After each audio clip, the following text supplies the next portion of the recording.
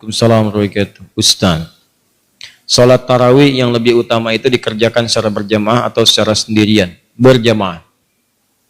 Berjamaah. Dalilnya pertama dalil umum, salatul jama'ati afdalu min salatil fardhi bi 27 darajah. Salat berjamaah lebih utama daripada salat sendirian dengan pahala 27 rakaat. Yang kedua, perbuatan Nabi itu sesungguhnya memuliakan salat jamaah.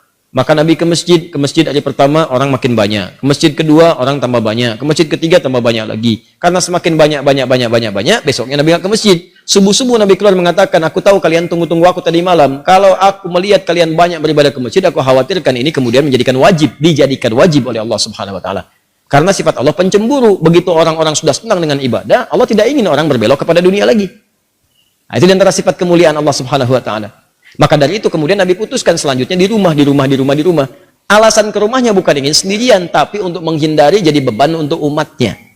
Maka ulama menyimpulkan dalam kaidah usul fiqih dari kondisi ini, yang pertama menyimpulkan bagus, Umar bin Khattab. Di zaman Umar disimpulkan, oh dilihat nih kenapa orang pada ke masjid masing-masing. Ada yang masing-masing, ada yang jamaah di sini. Umar disatukan. Laki-laki diberikan imam sepulan, perempuan diberikan imam sepulan. Terpisah kemudian jadikan berjamaah, semua menyatu. Dari masanya Umar itulah kekinian sampai sekarang berjamaah. Jadi kalau bisa berjamaah itu diutamakan dibandingkan dengan sendirian. Salat yang disebut dengan qiyam. Sifat Nabi saat qiyam itu tenang, nyaman, berhenti sejenak di setiap 2 rakaat, berhenti, baca doa. Allahumma innaka afuwun tuhibbul afwa fa'fu anni. Allahumma innaka afuwun tuhibbul afwa fa'fu anni. Ya Allah, Engkau mencintai orang-orang minta maaf. Engkau Maha Pemaaf, maka aku mengakui aku banyak salah. Aku minta maaf ya Allah, aku minta ampuni dosa, aku minta. Anda ingat-ingat dosa-dosa Anda, mumpung Ramadan, minta dosa pada ayah, dosa pada ibu, dosa pada tetangga, dosa pada kerabat. Astagfirullah.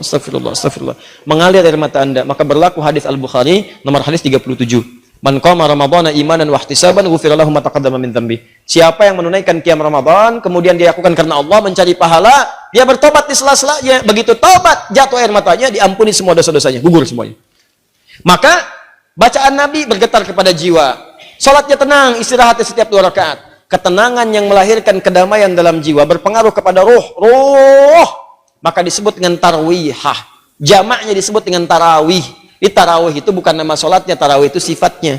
Kalau ingin sholat tarawih, dipopulerkan oleh ulama tarawih. Kalau ingin sholat malam di malam Ramadan, tunaikan dengan tenang, nyaman, jangan buru-buru, santai, supaya ada getaran ke jiwa. Cari imam yang bagus, imam yang khusyuk, membuat Anda enak dalam mendengarkan bacaannya. Setiap mendengar bacaan ada getaran pada jiwa Anda, sujud lama, tobat, enak. Disebut dengan tarawih. Itu yang dimaksudkan. Di tarawih itu sifatnya. Jadi jangan sampai terjadi Anda sholat 23 rakaat misalnya cuma 10 menit, yang 11 1 jam. Yang 23 10 menit. Allahu Akbar. Paham ya? Ustaz, bagaimana saya menemukan imamnya bagus sekali, bacaannya enak. Cuman suratnya kadang-kadang membuat saya gelisah. Allahu Akbar. Alif Lam Mim. Astagfirullah. Malam pertama, ya kan? Udah gelisah tiba-tiba Allahu Akbar. Cari niatkan niat. Kalau sudah niat, yang berat akan ringan, yang ringan tak akan terasa. Tapi jadi imam pun lihat keadaan makmum. Makanya setiap imam dicontohkan oleh Nabi berbalik, lihat makmumnya. Lalu dikatakan istau i'tadilu sawu sufuf fa inna taswiyatas sufuf min iqamatis shalah. Ini kalimat-kalimat isyarah. Dalam hadis itu, dalam bahasa fikih terdapat 2 tuntunan. Ada kalimat namanya haqiqah. Kalimat haqiqah itu langsung diucapkan sesuai dengan bahasanya. Jangan dirubah-rubah. Kalau Arab, sudah jangan dirubah. Seperti adzan. Adzan itu sudah haqiqah, kalimatnya seperti itu. Tauqifi, sudah diberikan langsung. Jadi jangan dirubah-rubah, jangan diterjemahkan. Kalau diterjemahkan perasaan ke hati nggak nyaman, kedengarannya nggak enak. Allahu Akbar, Allahu Akbar. Ke hatinya enak. Ada getaran di jiwa. Bahkan terasa yang di Quran surah 8 ayat ke-2 itu terasa. Al-Anfal ayat 2, innamal mu'minuna alladzina idza dzukirallahu wajilat qulubuhum. Orang-orang beriman itu kalau disebut nama Allah bergetar jiwanya. Begitu dengan suara adzan ada getaran di jiwa. Kalau coba Anda terjemahkan, getaran jiwa itu hilang. Allah Maha Besar, Allah Maha Besar. Betawi roba, Tuhan gua gede, Tuhan gua gede. Ke Bandung, Allah anu agung, Allah anu agung. Gak ada getaran di jiwa. Sama, bacaan Quran juga begitu. Jadi kalau Anda mampu membaca Quran, baca dengan Qurannya. Terjemahan itu cukup baca dalam hati, lihat. Berusaha untuk baca, pahala banyak. Bahkan nama surat-surat pun dibacakan dalam bacaan Arabnya, walaupun ada terjemahan. Nggak bisa dia dibacakan dalam terjemahannya. Walaupun ada terjemahannya, nggak akan enak Anda. Coba deh antum, akhi, sedang murajaah, nanya sama teman, murajaah surat apa? Sapi. Nggak enak kan tuh. Ente apa? Semut. Murajaah surat apa? Al-Baqarah. Masya Allah. Antum apa? An-Naml. Lain, getaran kejiwaannya beda. Dia lagi ngapain? Murajaah, baca Quran, surat apa? An-Nisa. Tuh. Beda. Baca surat apa sih itu? Surat Mama. Mama. Lain kan? Nah, maka demikian kalau mau mimpin sholat berbaliklah. Tidak harus menggunakan bahasa Arab. Boleh menggunakan bahasa lokal yang dipahami. Makanya kalimat hadisnya berbentuk kalimat-kalimat umum yang kiranya bisa disampaikan dengan bahasa biasa. Jadi kalau belum paham dengan kalimat istawu, istaqimu, fala takhtalifu fakhtalafat qulubukum. Ja'alu salatikum salatan muwadda'. Belum paham juga, lihatin semua. Lihat siapa yang hadir, lihat siapa yang sholat, petakan siapa yang sholat. Antum kelihatan. Ada orang sepuh yang nggak bisa berdiri lama, ada anak-anak kecil, ada orang mungkin mampir, dia mau berangkat, ada yang nungguin pesawat. Anda petakan di situ. Setelah itu ingatkan mereka, Pak Ibu rapatkan safnya, luruskan, khusyukkan. Mungkin ini sholat terakhir kita yang kita tunaikan. Enak mana, yang pertama atau yang kedua? Enak yang kedua, karena terasa di hatinya ada getaran pada jiwa. Anda ucapkan dalam bahasa Arab, mereka nggak paham. Istau, sudah tahu. Jauh lah. Nggak nyambung. Nah, begitu sudah kelihatan siapa yang sholat, maka bacalah ayat-ayat sesuai dengan keadaan makmumnya.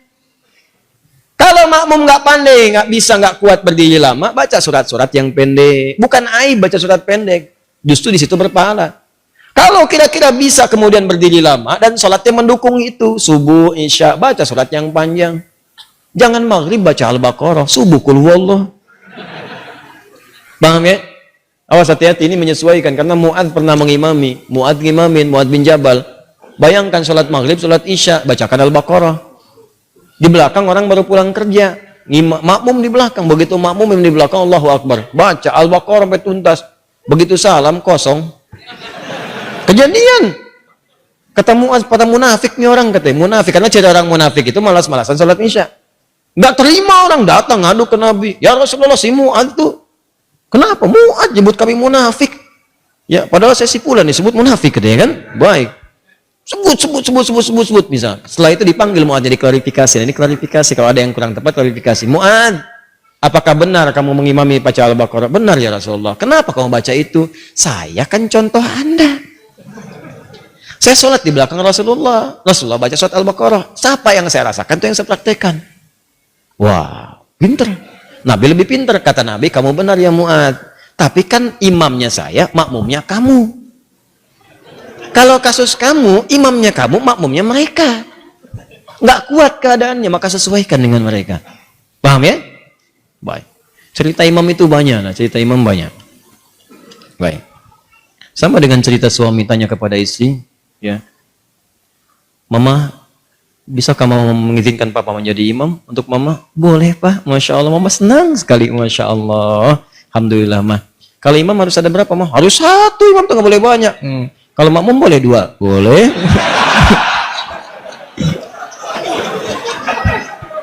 Oh senang banget sebelah sini tuh. Saya nggak teruskan bu, saya nggak teruskan. Tenang aja ya bu, tenang. Belum selesai kisahnya, ntar kapan-kapan kita bahas. Teruskan. Masih ada waktu? 3 menit ya, 3 menit ya. Waalaikumsalam warahmatullahi wabarakatuh. Apakah ketika kita bertobat dengan sungguh-sungguh, benda, tempat, apapun yang pernah kita pakai, kita kunjungi dan bersaksi jika sudah pernah membawa atau digunakan untuk keburukan? Maksudnya, kalau Anda pernah bermaksiat, atau orang lain lah, jangan Anda, kalau seorang pernah berbuat maksiat di satu tempat atau menggunakan satu benda, apakah kalau bertobat benda itu dan tempat itu akan bersaksi lagi di hari kiamat? akan maksiat yang pernah dikerjakan. Terkait dengan benda yang akan bersaksi, ada ayatnya. Bahkan tubuh kita juga ada. Di surah Yasin jelas, al-yauma nakhtimu ala afwahim wa tukallimuna aydihim wa tashhadu arjuluhum bima kanu. Baik. Jadi mulut itu dikunci, yang bicara itu tangan bersaksi. Ya, sekarang di dunia aja tangan udah bisa bersaksi. Awas, sidik jari itu kan tangan. Udah bisa bersaksi. Siapa pelakunya? Yang megang gelas, ada sidik jarinya di sini. Kan? Hati-hati. Kaki juga demikian, tangan, kaki, semua bicara. Sekarang bicara udah kelihatan, apalagi di akhirat langsung bicara tangannya. Langsung bicara. Ya Allah, saya digunakan si fulan begini. Nanti tempatnya juga mengatakan. Kalau dipijak oleh kaki, kaki bicara. Kalau dipegang tangan, itu benda bicara yang dipegang tangan. Apa ayatnya? Jelas, antum hafal ayatnya. Idza zulzilatil ardu wa akhrajatil ardu wa qala al insanu. Ayat keempat, yauma idzin tuhadditsu akhbaraha. Maka pada saat itulah semua tempat di bumi yang dipijak, semua keadaan mengabarkan kepada Allah apa yang terjadi dengan itu semua. Tidak akan ada yang tersembunyi. Kalau baik dikatakan baik, sekecil apapun, walaupun lebih kecil dari atom. Ya, wa may ya'mal mithqala dzarratin khairan yarah. Kalau buruk ditampakkan, wa may ya'mal mithqala dzarratin syarran yarah. Keburukannya ditampakkan, semua bendanya bicara. Bicara. Hati-hati. Bicara. Awas di kantor, meja yang jadi kemudian tumpuan komputer. Tangan Anda mengetik di situ. Masuk angka nggak benar. Sesuatu yang curang. Angkanya berubah. Hati-hati, salah. Anda dapat gaji berubah. Gaji 172, hilang satunya, 72-nya muncul. Ya, hati-hati. Gaji 53, 53-nya tertulis tambah 5 lagi misalnya kan. Nah, itu nggak benar. Nanti itu akan bersaksi. Tangannya bicara, komputernya bicara, semua bicara. Dan memberatkan timbangan Anda di akhirat nanti dalam keburukan. Semua. Anda jalan di mobil bermaksiat. Awas, hati-hati. Mobilnya mobil dinas, fasilitas-fasilitas negara, tanpa izin dipakai kebutuhan pribadi. Awas, itu bicara nanti. Kemudian Anda tobat, ya Allah saya salah. Ya Allah saya salah. Ya Allah saya salah. Ya Allah saya salah hitung. Ya Allah saya salah tempatkan. Ya Allah salah saya begini. Ya Allah saya salah begitu. Ya Allah saya begini. Salah, tobat. Begitu Anda selesai tobat, Ustaz, apakah tempat itu bersaksi lagi di akhirat nanti? Apakah benda itu akan bersaksi lagi di akhirat nanti? Ada dua kondisi. Kondisi pertama, tobatnya bila diterima oleh Allah, gugur semua kesalahannya. Tapi Anda akan berhadapan dengan Allah sendirian. Ditutup semua. Anda berhadapan dengan Allah sendirian. Nah, saat ditutup inilah teman-teman sekalian, disampaikanlah semua benda-benda bersaksi kepada Anda. Ditampakkan. Kamu pernah bermaksiat di sini. Pernah bermaksiat di sini. Bendanya bicara semua. Tapi ditutup dari orang lain. Hanya Anda dengan Allah saja. Ditampakkan oleh Allah, setelah itu disampaikan kepada Anda. Semua ini aku hapus dan aku ampuni semua dosa-dosamu. Ditempatkan Anda ke surga. Itulah sayangnya Allah kepada Anda. Hanya ditampilkan kepada Anda untuk menunjukkan bahwa rahmat Allah begitu luas dan tidak ada yang sia-sia dari taubat. Makanya taubat. Jadi ketika ditampakkan pun hanya Anda yang tahu di hadapan Allah Subhanahu wa taala. Untuk menunjukkan betapa luasnya rahmat Allah, betapa luas rahmat Allah. Itulah faedahnya taubat. Sebab kalau nggak begitu, kadang-kadang nggak kerasa. Sama Anda berbuat salah, ada CCTV nih, bos Anda melihat. Tanpa sepengetahuan karyawan lain dipanggil Anda ke ruangan bos Anda. Dikatakan, kamu berbuat salah ya. Ya, saya mohon maaf bos, saya salah gini-gini. Betul. Ini CCTV-nya, ini kan perbuatan kamu kemarin. Ya, saya sudah lihat kamu menangis kemarin. Saya sudah lihat kamu mengakui ke istri kamu kemarin. Istri kamu bicara dengan saya. Sudah, saya maafkan. Jangan diulang lagi. Ini antara saya dengan kamu. Ini saya hapus semuanya. Sudah, nggak ada orang yang bisa akses lagi. Kamu bagus, sudah mengakui kesalahan. Gaji kamu saya naikkan. Sudah, sekarang nikmati dengan keluarga. Dia cerita sama temannya. Besoknya temannya berbuat salah juga gitu ya. Ini keliru. Paham ya? Ini kondisi yang pertama. Supaya Anda sadar rahmat Allah begitu luas, ditampakkan. Yang kedua, dihapus semua. Sudah. Yes, habis semua. Habis. Tutup. Jadi begitu dia tobat, benda nggak bicara lagi, tempat nggak bicara lagi, selesai aja, habis semuanya, habis, selesai. Ya, sudah. Begitu dihisab, bahkan ada di antara mereka yang masuk surga tanpa hisab. Ada. Apa tidak pernah kita berpikir sejenak tentang orang-orang yang masuk Islam di zaman Nabi? Nggak pernahkah Anda membaca kisahnya Umar bin Khattab? Tidak pernahkah Anda membaca kisahnya misalnya Jundub bin Junadah menjadi Abu Dzar Al-Ghifari? Pernahkah Anda kenal dengar kisahnya Khalid bin Walid? Bukankah mereka orang-orang yang pernah menentang Nabi sebelumnya? Pernahkah mereka bermaksiat sebelumnya? Pernahkah mereka kemudian maksiatnya lebih dari apa yang dikerjakan orang sekarang? Tapi pernahkah Anda mendengar kisah di antara orang-orang yang masuk surga tanpa hisab ada nama mereka di situ? Dan dihapuskan oleh Allah semua kesalahannya tanpa ditampakkan kembali. Maka pertanyaannya apa amalan mereka setelah itu? Amalan mereka setelah bertobat mereka meningkatkan takwa kepada Allah. Karena itu di surah Al-Anfal ayat ke-29 Allah berjanji, siapa yang mampu meningkatkan takwanya kepada Allah, maka Allah akan nukaffir anhu sayyiatihim. Allah akan hapus semua kesalahan, hapus sampai tidak bersisa sama sekali lagi. Maka dihapuskanlah keseluruhannya, menghadap kepada Allah tanpa diungkit-ungkit kesalahannya, langsung kemudian dengan hisab amalannya dimasukkan ke dalam surganya Allah Subhanahu wa taala. Termasuk yang demikian juga yang suka menutup aib orang lain. Ya, tutup aib juga di rumah tangga. Bu ya, mohon maaf saya sebutkan ke ibu, karena di surah An-Nisa, surah keempat ayat 34, itu disebutkan di antara sifat perempuan itu, ya disebut dengan Nisa. Apa di antaranya? Karena gemar menceritakan apa yang dirasakan. Nah di ayat 34 itu ada anjuran. Kata Allah, hafizatun lil ghaibi bima hafizallah. Perempuan yang baik itu, istri yang baik, menjaga nama baik keluarga dan suami, terutama ketika tidak sedang bersamanya. Jadi kalau ada aib di rumah, jangan dibuka, Bu. Kata Allah, saya sudah tutup. Jika ada yang menyebarkan aib rumah tangga Anda keluar, yang disalahkan jangan yang menyebarkan. Anda dulu istighfar, kenapa Anda buka? Kata Allah, saya sudah tutup, kenapa kamu buka? Kalau kamu tutup, saya tutup sampai kiamat. Cuman kamu buka sekarang. Akhirnya direpot lagi. Masalah Anda di rumah sudah selesai, di luar rumah obrolan jadi banyak. Oh, hati-hati nih, hati-hati. Kadang-kadang judulnya pengajian, memang pengajian, tapi yang dibicarakan bukan materi pengajian. Pengajian belum dimulai, tanya jawabnya sudah berlangsung. Ya. Ukhti apa kabar? Ukhti baik. Kamu bagaimana? Sehat. Keluarga baik. Suami bagaimana? Di situ masalahnya.